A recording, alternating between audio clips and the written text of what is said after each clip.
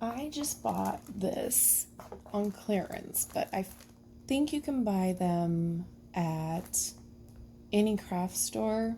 I bought this one specifically at Walmart on clearance. Um, it's supposed to be for beginners to learn how to macrame. I thought it would be a good idea to review it because some kits claim to be really simple to learn, but they, have hard to interpret instructions. Others don't have the best quality of stuff, which is fine if you're beginning. But this looked like a pretty basic intro to it, and it supposedly comes with everything to make the pattern here, including the pattern. So I figured, why not give it a go and see? Because if you can get them at many craft supplies, it might be a good way to start out instead of, having to source all of the products yourself, like the cord, the beads, the dowels. And it can get a little intimidating. It can get a little crazy if you're not sure what to look for. And also, if you're just trying it for the first time, you may or may not like it. It may not be for you. So if you can find it on clearance, I think I got this for $5. So sourcing everything to make this would be more than $5. So I thought, let's try this Zenbroidery, the art of creative knotting, and see what it comes in with. So already you can tell what it has. It looks like the dowel's pretty skinny. I usually prefer a thicker dowel. It has the trim, the beads, and the cord. So we'll figure out exactly how good of quality this is. Not that it matters, but if you can find it on clearance, awesome. And it has the beads there, everything you need. So we'll see how easy it is, how self-explanatory, and what the quality is. All right, let's open her up. All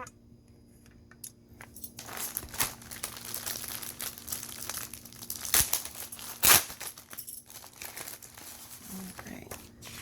So it looks like you have a full page little booklet. Well, that's good. It gives you pictures and it gives you the written instructions. Okay, cool. It also tells you how much you're going to need, how long to cut. So, and you can, if you're not used to yards, you can convert that to inches.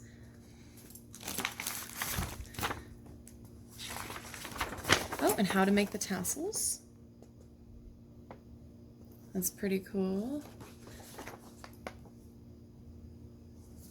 Doesn't come with the cardboard though, so if you don't have cardboard, you're kind of out of luck. So here's the cord. So this is 32 ply, 65 yards, or 60 meters. So that should be interesting to try out. It looks pretty much pure white, which is nice because some people really like that bright, stark white look. I myself, it doesn't matter. I am loving whatever color string. Alrighty. We'll figure out what that's for. So here's the dowel. It's pretty skinny. I don't know the measurements, but the diameter is pretty skinny. So normally what I would recommend if you're going to put a lot of weight on the dowel, which this doesn't seem to be a lot of weight, but if you're going to put a lot of weight on the dowel to hang your cord from, always go a little thicker on your dowel or your driftwood, your branch, whatever you are hanging your items from, because you don't want it to snap and break because of the weight of the cord. And sometimes that cording can get pretty weighty, especially if you're doing multiple layers and multiple segments on your hanging art.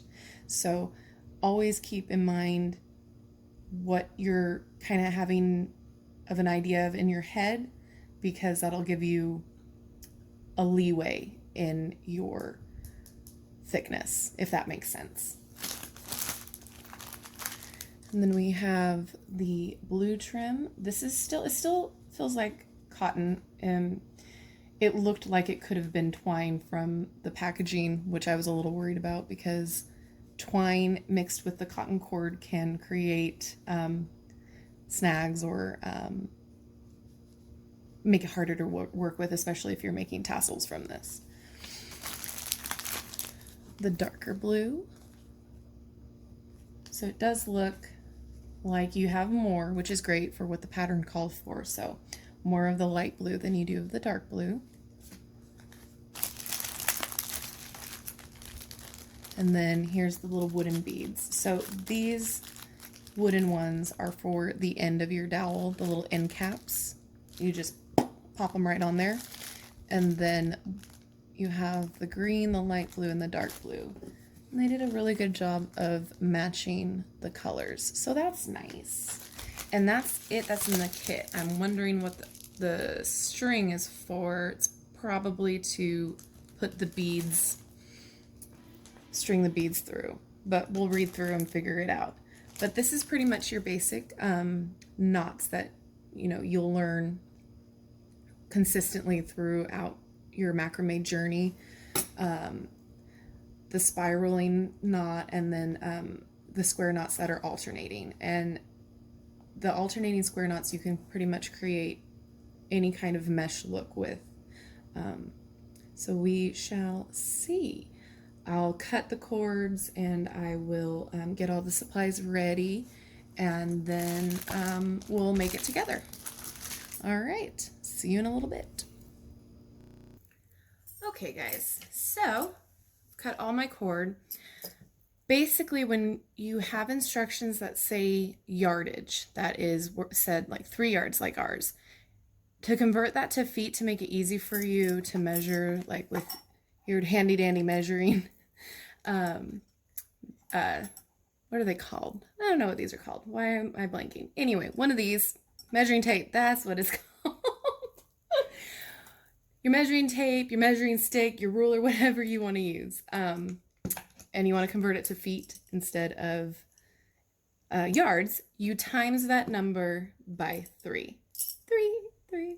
So in our case, we wanted to cut 18 working cords, which are these, the white cords, 3 yards. So we would times 3 by 3. So that would be 9 feet. So each of these cords is 9 feet long. And let me preface this by saying, when you're working with macrame, wash your hands. You want to make sure they're clean, because especially with white cord or the taupe or beige, you can mark it up. You can leave a lot of ick. So I've got dogs, so there's going to be some dog hair in this right now since we're working kind of close to the floor. I've got 2 dogs, both with long hair. So anyway, we're going to start. This one has it done a little bit differently. Normally when you're attaching something to a dowel, let me get these separated. You'll fold it in half, fold the cord in half. So take the little ends. Another good tip is to put tape on the ends of your cord so they don't fray like this, but since we're just doing a testing, it doesn't matter. I'm not going to go through all that trouble for 18 cords, I'm sorry. So here's your top of, or your half of that loop. You would normally attach it like this and pull it through the loop, right? But this is different. They're wanting you to do, I don't know if you can see, an overhand knot and then attach it to the dowel. So this is completely easy. The only way it gets tricky is when you have to measure how many inches from the dowel you want it. So that just makes it an extra step. So what we're going to do is we have to measure it an inch, right? So here's an inch on the thing. So you take that half end of the loop, you mark it, there's an inch, and then it's just an overhand knot. So you flip it like that, pull it through, pull the loop end through, and then what I do is I don't pull it tight yet. I'll measure it up against what we've got on the measuring tape. And when I think it's about an inch, I pull it tight. So there's your overhand knot. So we're gonna do this on all 18 cords. And then when we're done, we take the dowel and we just slide it through. And that's how it's gonna hang. But then normally I work from a like garment rack or like a hanging rack. But this one, we're going to work on a surface. So we're gonna tape it down like that, and then we're gonna work through the surface this way. As I said, I got dogs, I'm sorry. So we'll tape this down after we got all of our cords on, and then we'll work this way. And it might be easier to see this way too, except that, you know, this is a white background, so it might get a little crazy. I might have to put something down so you can see the actual knots. But that's what I'm gonna do, and then I will see you after I'm done adding all the cords to the dowel. All right, so this is gonna be interesting. We'll see if this actually works, because I don't normally like doing wall hangings on the surface, but it makes sense because you have these base cords that they want you to cut to 18 inches. So I did that. There are 8 base cords. So they're each 18 inches. And what they want first is to tape it along the edge so it's secure, or secure enough. Mine are kind of wonky, and that's okay, because this is just purely to test everything out. They didn't say how far to place it, so already that's kind of irritating, because in the picture there's a gap along underneath the overhead hand knot, but then in this picture here where it shows you the example, it's like right at the knot.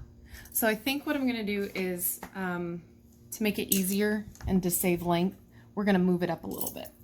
So we're gonna move it right up against that knot. Because why not? Let's make things hard. Pardon my reach. All right. Well, you know what? Since the knots, my overhand knots are a little uneven, let's just go right there. You know what? It's organic. The way that these hang, it's art. So obviously not all of my knots are even. At this point, I do not care. So you want to make sure this is horizontal with this stick dowel thing. And for the most part, everything hangs nice. All right, so then we're going to be doing a double half hitch knot. So does it show you? It shows you. This knot right there. It looks harder than it is, I swear.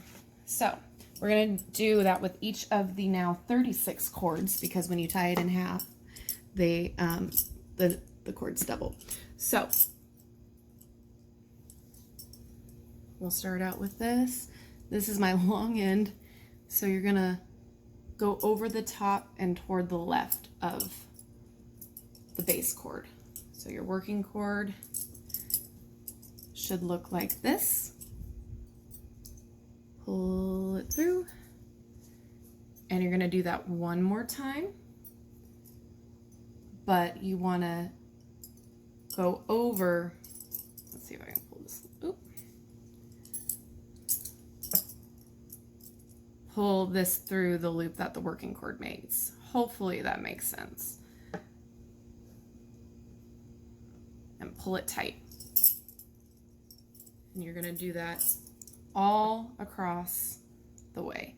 So pull this cord over and to the left, the working cord over the base cord, over and to the left, pull it tight, and again, that same working cord that you picked up, so over, under, and through itself. All right, so we're gonna do that all the way across, and I'll meet you when we're done. Okay, so this is finished. I was looking through the instructions, you know, looking ahead as you do with patterns, and I realized why it looked so different than the picture. So remember how I was saying the spacing of the base knot the base cord looked odd compared to the instructions? Well, this is called twist and turn, right? The instructions say have a heart. Now I saw this particular one too. It was a heart macrame. And if you can look at the instructions, that's what it's supposed to look like, a heart. Okay, so these are the wrong instructions, the absolute wrong instructions for this. This in no way is a heart, it's a triangle. Because I was like, okay, so the next step is to do the little spiral knots. Well, that's not the next instructions. The next instructions is to start the top of the heart. So now we have to give this an F. I swear. I mean, for me, I can look at this and go, okay, this is what I got to do next. But to a beginner, they're not going to understand. They're going to be so confused. If you were a beginner, which maybe you are, tell me how frustrating that is. Tell me how frustrating it is to try to learn something and then be completely confused when, say, you don't even know what these knots are in the first place. So we have a fail, but I believe I can salvage this, so at least we know what the end result's going to be. Now I've got to look and figure out if I just completely wasted my time, if we have the same amount of cords. Let's see. 1, 2, 3, 4, 5, 6, 7, 8, 9, 10, 11, 12, 13, 14, 15, 16, 17, 18. Oh, no, I didn't. Okay, great. So we have the same amount of cords. These instructions are trashed. So I'm just going to go by the picture here, and we're going to do this offhand. So we're going to guesstimate how long these should be, but it's salvageable. I'm just a little upset. No wonder it was clearanced. But to be a beginner at this and then be completely confused, I'm so upset. Like, we got the right materials, obviously. So that wasn't a red flag, but the instructions, how would you have known? How would you have known? So either this was a fluke or some mix-up in the manufacturing of it. Because, I mean, the instructions are great. They're great laid out. And, I mean, you can see, you know, with the pictures, it'll tell you exactly, you know, how to do it. But that's just really disappointing. That's really disappointing. I'm sorry. But I'm going to salvage this because I'm that boss. And then we'll get back to it. So we'll keep going. I'll show you this next part here before I completely go for it again and then come back. So basically this is a half spiral knot. So how you do that, and then each one of these, it looks like, takes 4 cords. So you separate out your cords. I'm doing this on my coffee table because it has the best light right now. And so I'm like maneuvering. So you separate out your 4 cords. Let's just make sure that we have an even amount like the picture, because now I'm paranoid that this is just a horrible experiment. All right, so I'm gonna separate, make sure that it is working with the 4 cords and not some crazy uneven number. And I'm sorry if this is boring right now, but this was not planned. Okay, yeah, so we have 1, 2, 3, 4, 5, 6, 7, 8, and 9. Let's count on the picture. We have 1, 2, 3, 4, 5, 6, 7, 8, 9. Perfect. So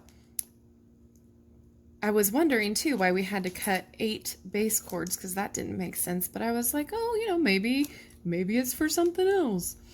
Well, shucks. Okay, so we're gonna do 9 little spiral signet knots. So that's really easy to do. It looks way harder than it has to be, right? So let's come in here a little bit closer, a little bit closer. Okay. This is why you get somebody else to do your videos for you. Okay, so you separate each one into 4s, right? 4 cords. So your 2 outermost cords, so 1 and then 4, you're going to use those as your working cords. The middle cords are going to stay stationary, okay? So your left cord, or number 1, you cross over like an L. Can you see that? Yeah, like an L. And then that goes underneath cord 4. Like that. And then you take cord 4 and you go underneath and around the center cords and through that little L. So you're left with this. And then you just slide it up. Pull it up tight. And then you keep doing that down the cord. So make an L. Make an L. Put the 4th cord over. I lift it up. Take number 4 under number 2. Or, excuse me, number 1. Goodness. I'm all discombobulated now that we don't have the right instructions. Around the center cords and through the L. And the more you do it, the more it's going to spiral. So I'm going to sit here and try to calculate how many. I might have to just count them all down the line here and see how many we've got, because I want to make this true to the example picture. But I'm a little sad, guys. So, and the cord, I'm not a big fan of the cord. I feel like it just frays. See how it's, I don't know if you can see, but it just separates really easily, which is totally natural, fine. It's just not twisted really tight for my liking, because you're going to have these little frayed ends come apart so quickly. But it's good for, you know, when you're wanting to have that tassel-y fringe look. I don't know. I'm jaded now, guys. I'm sorry. Completely jaded. But we're going to make a negative into a positive. Like, who says that? Pitbull? Mr. Worldwide? I'm sorry. You'll come to learn that I have a really interesting sense of humor. I laugh at my own jokes way too much. Self-deprecating as well. So basically that's all you do. Do you see how it's starting to spiral? Let's see if I can get in closer. Spiral. That's what you're going to do every 4 cords. Every 4 cords across the way. Okay? I know this is a little bit difficult to see, and I apologize. But, you know, gotta work with what you got here. So I'm going to continue to do this. I'm going to calculate exactly how long these are supposed to be. So that's going to take me a minute. But we're going to get it done right. We're going to do it. There's no stress. This is still a very basic macrame. I'm just sad that I don't have the instructions as a visual example for you so you can see how well you can learn on your own. So I'm upset about that. But for $5, for $5, I'm gonna let it slide. But I'm disappointed and I feel bad for people that are just starting out. I'm just gonna say it and I'm gonna keep saying it because that if I were starting out, if I had no idea what knot was what, had no idea where I was even going to begin with this, and I've got the wrong instructions, I would be throwing it against the wall. I would be so upset because, especially if you're paying full price. If you're paying full price, I've seen these kits go for $14.95. I've seen them go for more than that, which is completely fine. But if you don't know if you're going to like it, if you don't know if you're going to really enjoy doing this, and you're starting out and you're trying it out and you're tiptoeing in the water, and you get the wrong instructions, that's a waste of money because then you can't really figure out exactly how to do the picture. And there is no way in here in these instructions on how to do the spiral knot. No instructions. So how frustrating would that be if you had no idea?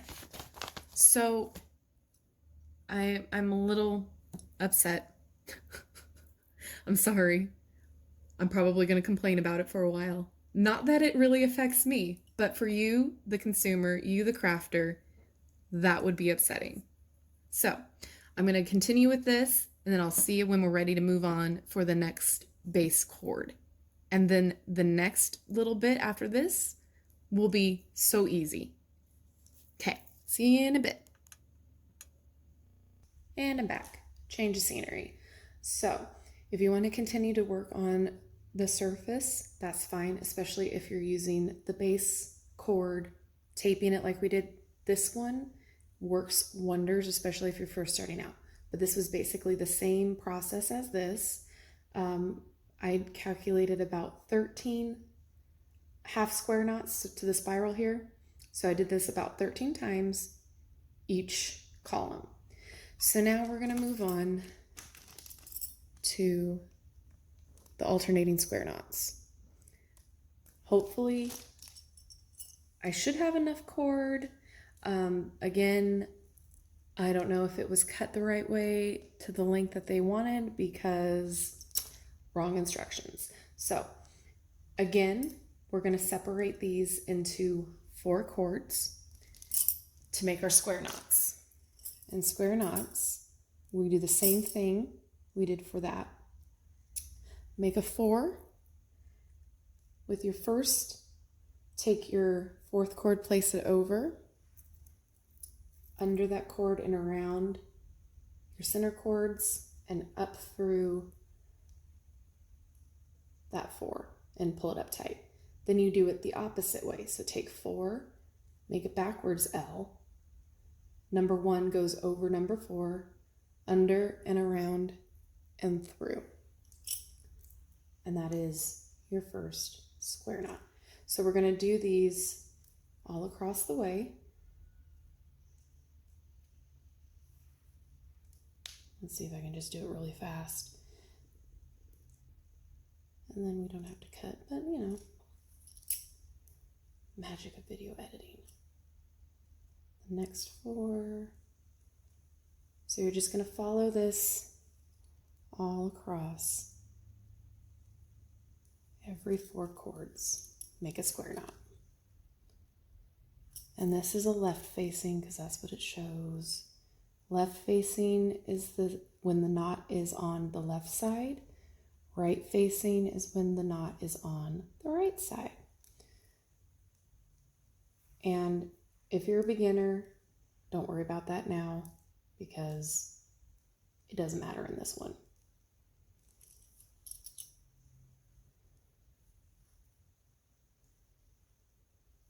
So we're just going to keep going because this way you can kind of see how it builds up.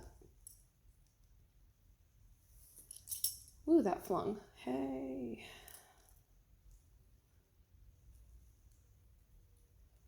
All right. So the way that they're wanting to make this shape is a triangle.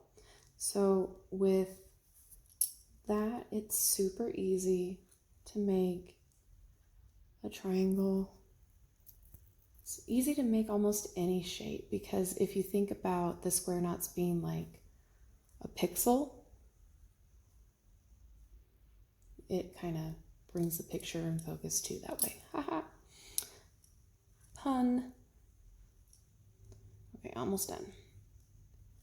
And then we can move on to the next bit. And then,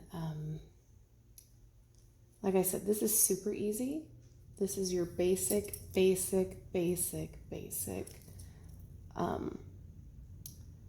knot. What you'll use in almost any macrame project that you do. So if you learn this, you can do it all. Okay, so you have it all across. So now we're going to start making that triangle shape. And in order to do that, we got to cut out some cords, right? So we're going to cut out these 2. We don't need you. And cut out these 2. We don't need you. And so what that does is it allows us to make a knot in the middle of each of your previous row. So it's the same knot, but you just skipped 2 cords. You're still using 4 cords. Oh, Amazon's here. Hold, okay. So for this next part, we're trying to make the triangle, right? So we're gonna leave out the 2 cords on the beginning and the end. And then we're gonna leave some space to create that mesh. So there's some space. So you're not pulling up that knot super tight, okay? So let's try that. So we're gonna skip the first 2. Skip the first 2 cords. We're leaving the 2 end cords off. And then we're gonna take the next 4 cords and do the same knot we did in the previous row. All right, we're just not gonna pull this knot up so high. So we're gonna leave some space.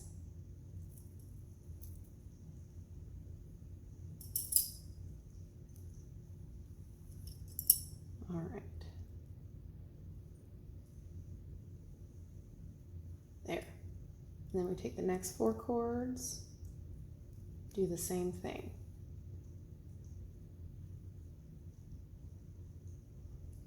Try to get your knot as even with the one beside it as possible so you have an even mesh. See? It creates that gap. The next 4. So this is going to continue on. And then every row that you're going to do is going to be the same thing, but you're going to be skipping some cords to create that decrease of an alternating square. So for your next, so you're going to continue this all the way around till the end leaving out these 2 cords.